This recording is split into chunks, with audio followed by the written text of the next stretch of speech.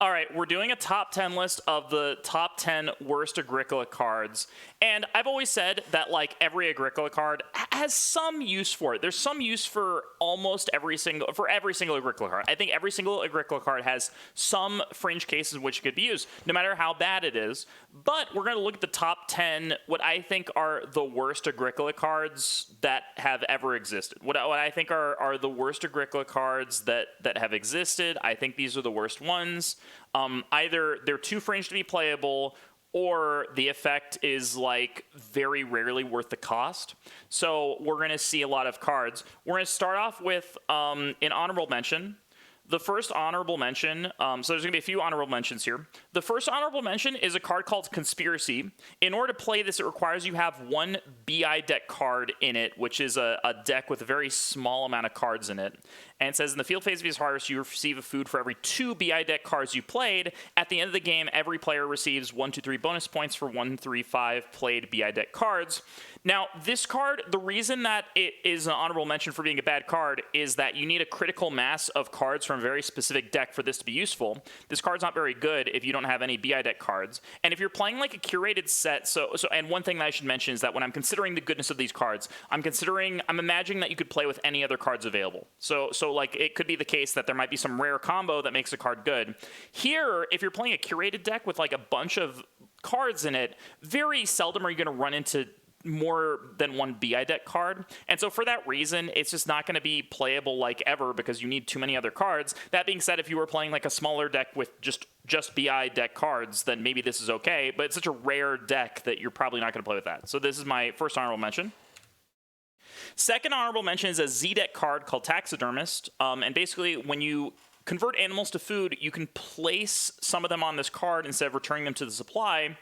And this card basically holds exactly 1 sheep, 1 wild boar, and 1 cow, and it counts them in scoring.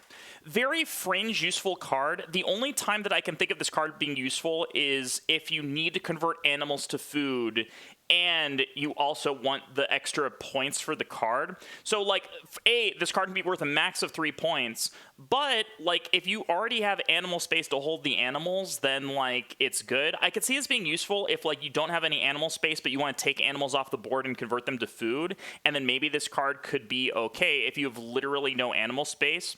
But it's a very fringe card. If you have animal space, this card is, like, basically useless because you can just hold the animals, or, like, it might give you a little bit of extra food. So it's a pretty bad card, but like I can think of some fringe cases where it's useful. So this is my second honorable mention.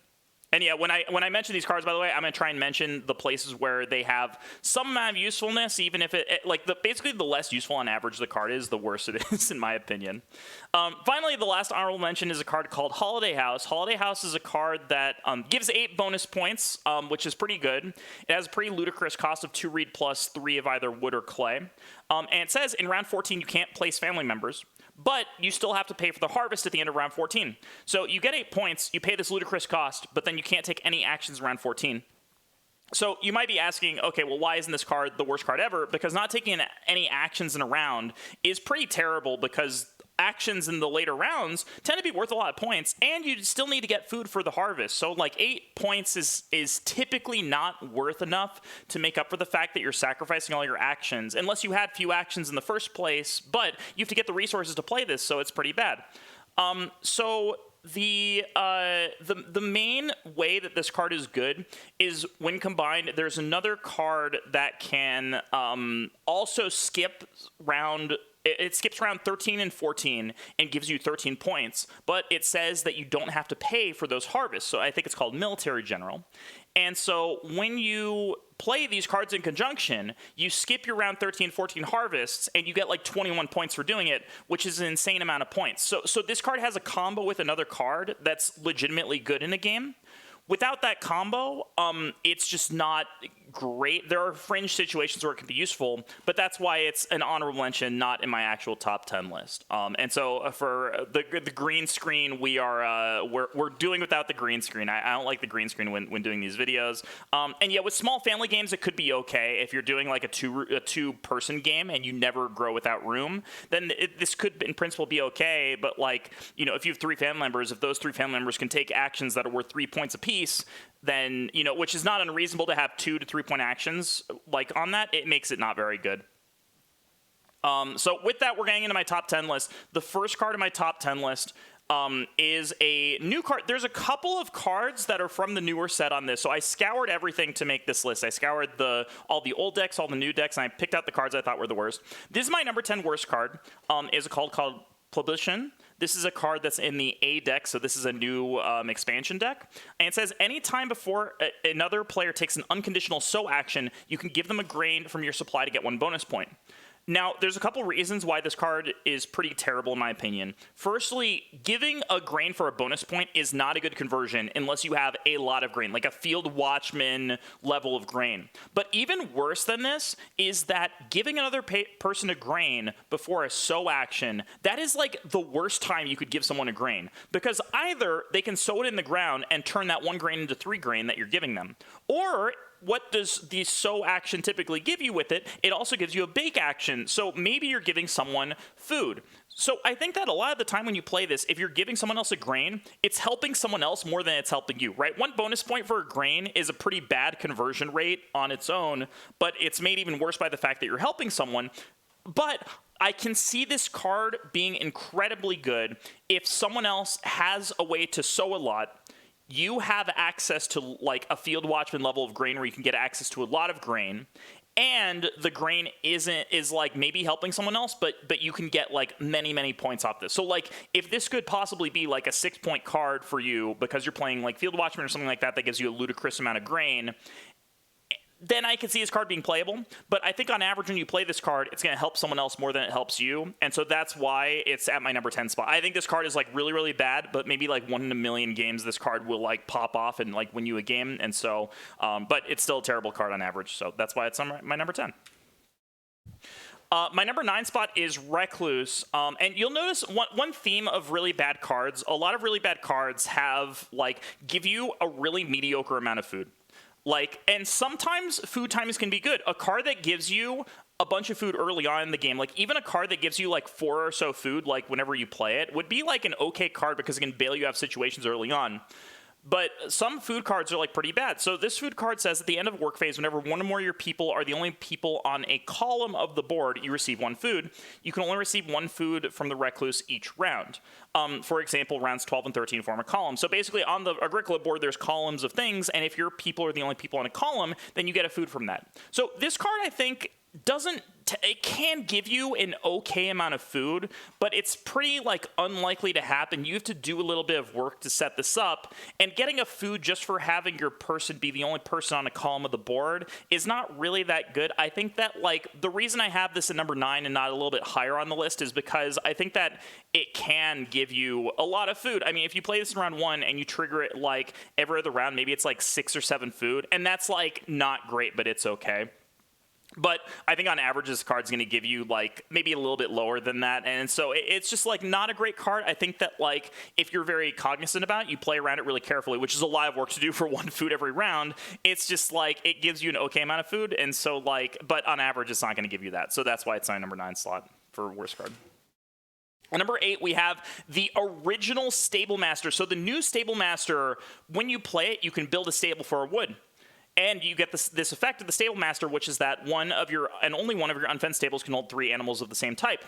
As it turns out, without the ability to build a stable, if you just have a card that says, hey, one of your stables, instead of holding 1 animal, can hold 3 animals, it's really bad. All you're doing is increasing your animal capacity by 2, but only if you built a stable, which, like, building a stable is, like, kind of annoying to do anyways. Like, you have to use 2 wood. It's not very efficient for points. It's not super animal efficient by itself without playing the Stable Master. So you have to play a card and have built a stable, and then, and only then, can you hold exactly 1 breeding pair of animals. It's a very, like, it can be useful, though, like, even in the original edition, but it's really bad. It's very fringe useful. Like, it has an effect that can be okay, but, like, the strength of the new Stable Master is that you can play this and immediately snag sheep because nobody will know that you have capacity for sheep. But this one, people know that you have a stable, so you're going to be able to take animals already. This is just allowing you to hold a little bit of extra animals in addition to your capacity. So this card's like pretty bad, but it does have cases where like that extra animal capacity might actually be useful.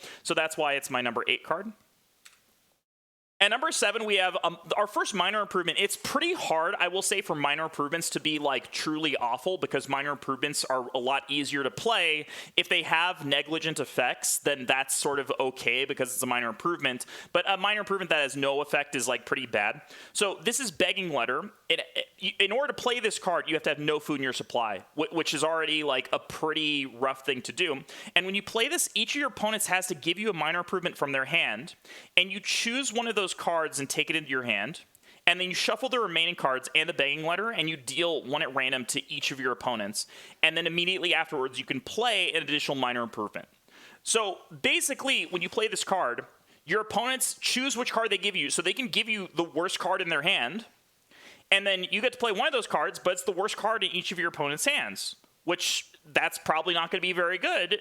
And then your opponents are going to get a random card, but that doesn't really do anything. So the only usefulness I could see for this card is if you have strategies that require you to play lots of minor improvements. So there's a couple of cards that like are good if you play lots of minor improvements, or some cards have a requirement for you to play a certain amount of minor improvements. Maybe this card would be good, but you have to give the Begging Letter to someone else. Or maybe like in the draft, someone else maybe it took a card that you wanted. In draft 7, this card is like actually useless, because in like draft 7, the last card is always going to be like the worst card in every pack. So you're always getting the worst card.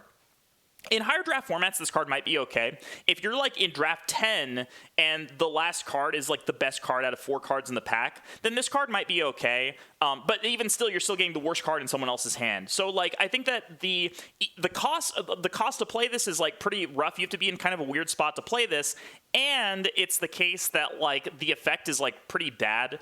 Once again, it's hard for minor improvement to be that bad, but like here, because of the no food requirement, it makes it just like really awkward to play. So that's why it's my number 7 spot.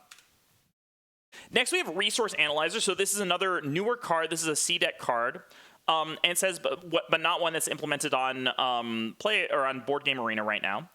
This says, before the start of each round, if you have more building resources than all other players of at least 2 types, you get 1 food. Having more building resources than every other player at the table of 1 resource is hard enough to do. Having enough building resources of 2 types is really hard, because like if you're stockpiling resources, unless you're stockpiling wood for fences, you typically want to be spending those resources, right? If I have 4 stone in my supply and it's just sitting there, then I'm not building the well. I'm not building major improvements. So like having those resources stockpiled is typically a sign that your game is going bad. There are a couple of cards that reward you for stockpiling resources, but none of them are in the revised edition from the game that I remember. There might be like a couple here and there that reward you for that, but typically when you get resources, you want to be spending them. If you're stockpiling resources for the end of the game with no benefit for that, 1 food is not enough of a benefit to do that. And someone could just mess you up by, well, if one person gets more stone than you, or one person gets more wood than you, now all of a sudden you don't get the effect of this. So I think that this card's very hard to turn on earlier in the game. If you can turn it on later in the game, you're at a point where you want to be spending resources anyways, and the food is less useful later on. So I think this card is like so hard to use, and it gives not even close to enough food for this. You have so little control over it. Someone can stop this very easily. So that's why it's my number 6 spot on this. Number 5 is a very interesting card called Mother of Two. And it's interesting in a very bad way, I think.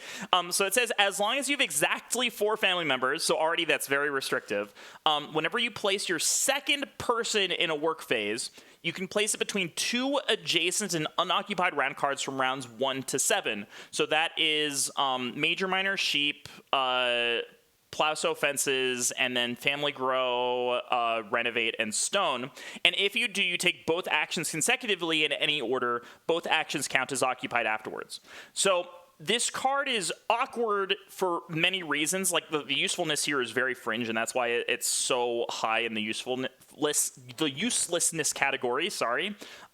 So like having exactly 4 family members, not easy to do. You're not going to have 4 family members for a very long portion of the game, because typically by the time you get to 4, it's relatively late in the game, unless you're just steamrolling the game and you can grow pretty easily. So typically you get to 4 relatively late in the game.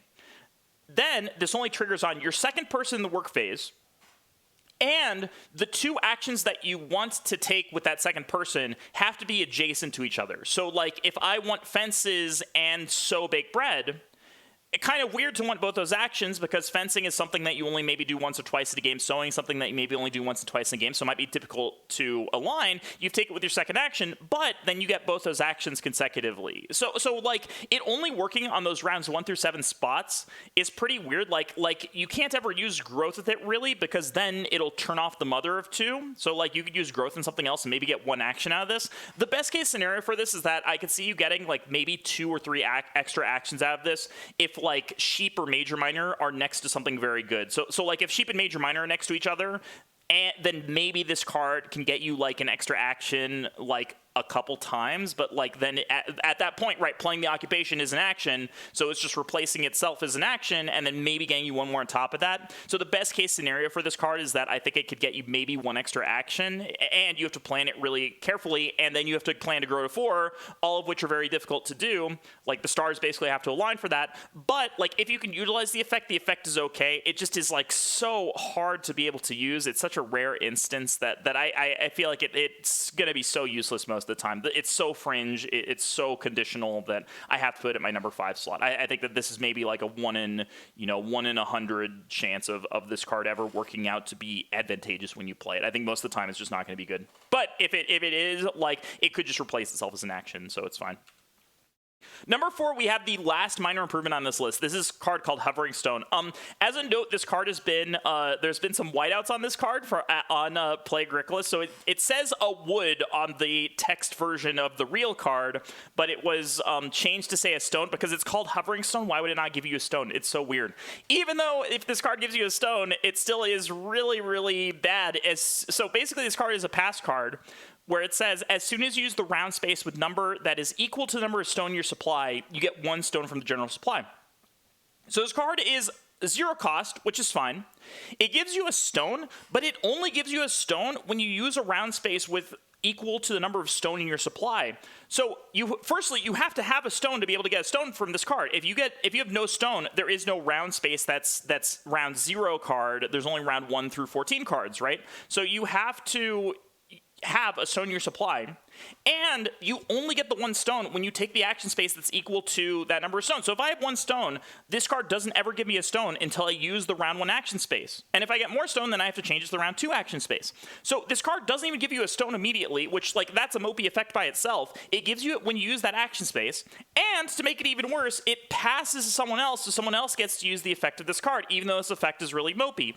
So, like, all those things combined, even though this card's totally free, it's like, it's such a bad way to receive a stone. Like, it's such a terrible way to receive a stone that, like, it's like so laughable how much work you have to go through to get a single stone. 1 stone on a minor by itself would not be good. 1 stone that you have to jump through the hoops of taking a specific action space to use is terrible, and so that's why it's so high. Like, probably on paper this isn't a worse card by any means than any of the other ones. It's just like so laughable how many hoops you have to jump through to get the stone off this card, and if it's a wood, it's even worse, which is what's printed. So I have to put this at number 4. I have to put this super high. Also because the minor improvement, it's really hard for minor improvements to be that bad, and this one is very bad, so. All right, number 3, we have a card called Founder of the Order. Founder of the Order says, at the end of each work phase, if you use both the first and the latest revealed round cards, you receive 2 food and a grain from the general supply. Man, that is a lot of hoops to jump through. So I said you had to jump through a lot of hoops to get a stone. This is a ridiculous amount of hoops to jump through for 2 food and a grain. Like, ridiculous. So there are some cards that I thought about putting on the list that says if you use the latest round card, you get a grain. And that's pretty bad because using the latest round card is hard to do. Like it's not very frequent that you're going to be able to do that because typically other people want that action, right? When Family Grow Without Room flips or Plow Sow flips, like, you typically want to use those actions. So having the additional constraint that you have to use the first revealed round card and the last one in the same round, and the only additional benefit you get from that over the cards that let you use the latest round card is that you get 2 additional food in addition to the grain. Man, that is terrible. So like, if this card triggers twice, it is okay, but, like, good luck trying to get this to trigger twice. I think you're going to kill your game super often trying to get this to trigger twice because, like, it's so unlikely that you're going to want to use the first and the last revealed round cards, because like what if the first revealed round card is like fences? How often are you going to be taking fences and like the boar action? Well, fences and the boar action is a bad example, but it could be like fences and a vegetable, fences and a stone. You're not taking building resources, which you probably need to further your game. You're not taking like plows. Like it's so conditional that like I don't think I ever see an instance where I would ever want to play this card. Granted, you could maybe jump through some hoops to make this work, but man, is it like so many hoops to jump through for 2 food and grain. So that's why it's number 3. We still have 2 more cards that I think are worse than this one somehow. This card is like hilarious how many hoops you have to jump through to get this. So, all right. So remember the 4 family members card? So in the WA deck, apparently they were obsessed with cards that only triggered if you have 4 family members. So this is Obedient Brother. And it says, as long as you have exactly 4 family members, whenever you place your 3rd person around, you can immediately place your 4th person afterwards, even on the same action space. So, and it says guests do not count as family members. So yeah. So this card, so firstly, only 4 family members means not going to be triggering until like pretty late in the game, which means if everybody else has a lot of family members, well, when you place your 3rd person around, what spaces are going to be there? Probably not very good spaces. So firstly, is it worth playing a card to put your 4th family member placement next to your 3rd family member placement only if you have 4 family members? Probably not. It moves up your priority a little bit, but like not enough for it to matter, because all the 1st and 2nd best actions for everybody are going to be gone. So that's not good. It does have the benefit that you can place it on the same action space, but if you're placing your 3rd family member, what is the same action space you're going to use? Maybe you could use this card to renovate twice in a row. That might be okay. But once again, you have to have 4 family members to do that. Why not just renovate in consecutive rounds? What's the cost of that? The only things that I could see this card being used for are if you can somehow get plow, maybe plowing twice in a round is good, but if plows are in that high demand, then like you're never getting plow anyways. If you have cards that let you use occupied action spaces, then maybe this card could be okay for using it twice. But if a card lets you use occupied action spaces, just use the occupied action space. You don't need this card to help you out with that. So like maybe you could use plow if you have like the sickest day labor combo of all time, and you literally get like points every time you take day labor, and that's like the best way you get points. Then maybe this card could be good, but you probably don't need it. So like I can't see a reason that I would ever play this card that this effect is ever good enough to play it. So for that reason, it's number 2 on my list. I actually think this card I would never play ever in like any game ever. I think there's no reason I would ever play this card. But there's still one card that I think is worse than this that I also think I would never ever play. And the number 1 spot is a card called Lovable Vagabond. And this card says that whenever you have no more food during the feeding phase of a harvest and should take 1 or more begging cards, you receive 1 fewer begging card. And so this card, I think intuitively it is the worst card that exists. And the reason for that is that thinking about the maximum number of food this can be, there are only 6 harvests in Agricola, right? There's 1 through 4, 5 through 7, 8, 9, 10, 11, 12, 13, 14. There's 6 harvests in Agricola. Maximum, this is worth 6 food. The card costs you food to play. It is maximally worth 5 food. The food also comes in harvests, which you would think is like okay, but the last few harvests, you probably have your food taken care of. Like the last like 3 harvests, you probably know what your feeding engine is going to be. So like 1 extra food, if and only if you literally can't feed in any other way, is not really very good. And so, because the part of this card that causes a problem is that this card is completely inflexible, right? If you take a day labor, and that day labor puts you from 3 to 5 food, or from 2 to 4 food, sorry, you can't use this card to feed in the harvest. So, like, the only time you would ever get the maximal amount of food out of this card, which, once again, the maximal amount of food is going to be 5, which is a terrible amount of maximum, is that you have to literally make it so that you have 0 extra food in your supply ever. You have to have exactly 1 less than the maximum amount of food. And the only way you could really swing that is by, like, lining up your animals in a very specific way. Like, it's completely inflexible, and it doesn't give you anywhere near enough food to compensate for that. Like, maybe if it was 2 food a harvest, maybe it would be okay, because saving you 2 food might save you a few actions here or there, and that's a good amount of food. I think if it was 2 food instead of 2 begging cards, I think this card would actually be okay. But at 1 food, it's really hard to line it up so that you have exactly 1 food less than you need, and you have to do it every harvest. And it literally is just like the benefit is so small. The benefit is only one food.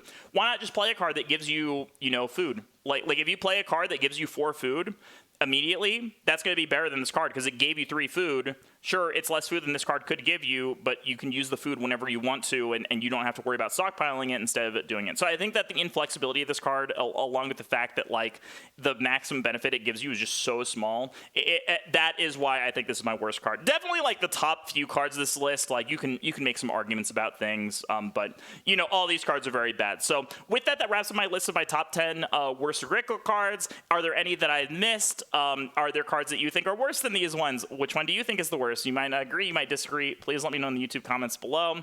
As always, I'm streaming this live on Twitch at twitch.tv/econsean, so you can check me out there. And with that, you can say bye, YouTube. Chat, say bye, YouTube. We're saying goodbye to YouTube. Goodbye, YouTube.